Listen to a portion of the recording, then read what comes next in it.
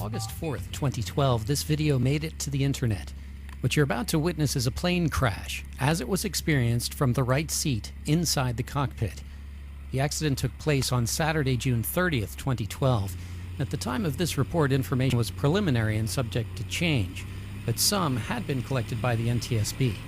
The aircraft is a Stinson Model 108-3, generally a 165 horsepower single-engine high-wing propeller-driven aircraft capable of carrying 4, plus full fuel and light baggage. But an aircraft's performance is dependent, among other things, on the density of the air it moves through.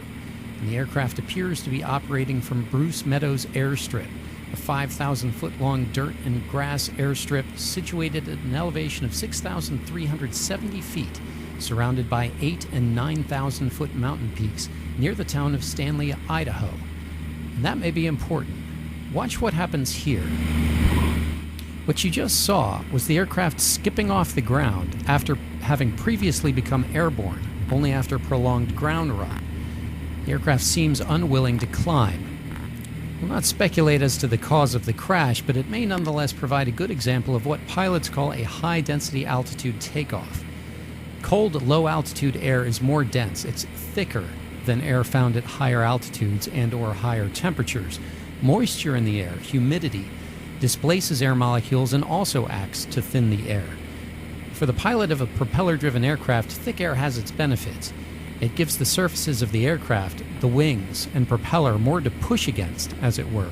It gives a naturally aspirated, non-turbocharged engine more air molecules to mix with fuel, and that results in higher power output.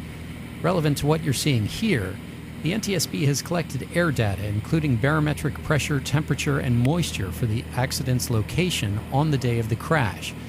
The figures show that while the aircraft was physically located at an elevation of 6,370 feet, the air around it was as thin as that found at 9,167 feet on a standard day.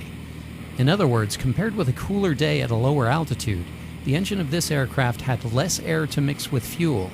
It put out less power, while the propeller moved less air and produced less thrust.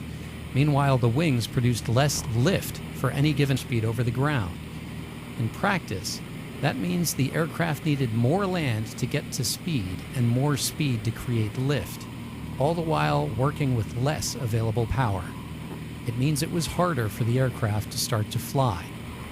Assuming that the pilot was attempting to climb, this particular aircraft appears strained at best and unwilling at worst. Whatever the cause, this was the result.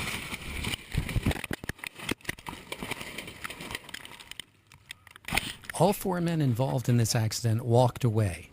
Early reports state that the pilot suffered the worst injury, including a broken jaw. Shown in slow motion, you can get a sense of how the airframe absorbed energy. Each impact with a tree lessens the amount of energy left for the final impact with the ground. The occupants were lucky. Once over the trees, there was very little the pilot could do. If faced with low airspeed and rising terrain, a turn was out of the question. At that point, riding it in might have been their best and only option.